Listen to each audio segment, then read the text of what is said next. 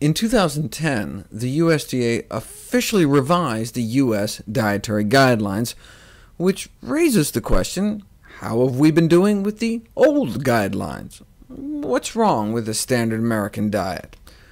This is a table reporting compliance with the 2005 guidelines, which were not particularly stringent. For example, they recommend we should eat at least one serving of whole fruit a day.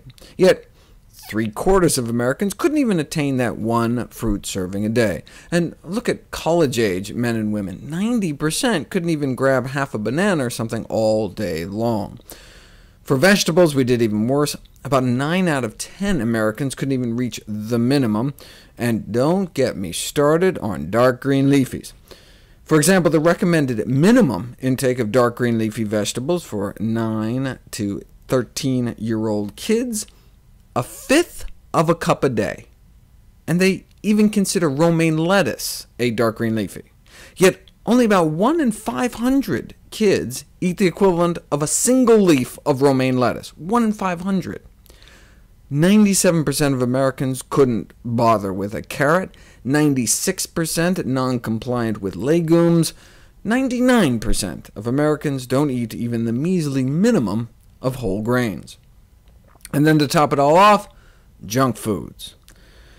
You want to know how lax the federal regulations are, the federal guidelines? 1/4 of our calories are allowed to be empty-calorie junk foods. 1/4 of our diet can be cotton candy, and we're still OK under the government recommendations. Still, how many Americans couldn't even keep it down to that?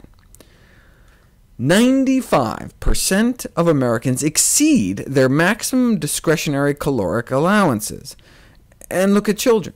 Only 1 in 1,000 American children eats even marginally healthy by ensuring less than 1/4 of their calories aren't completely wasted, the equivalent to eating less than 24 spoonfuls of sugar a day. Only 1 in 1,000 American kids can evidently manage that.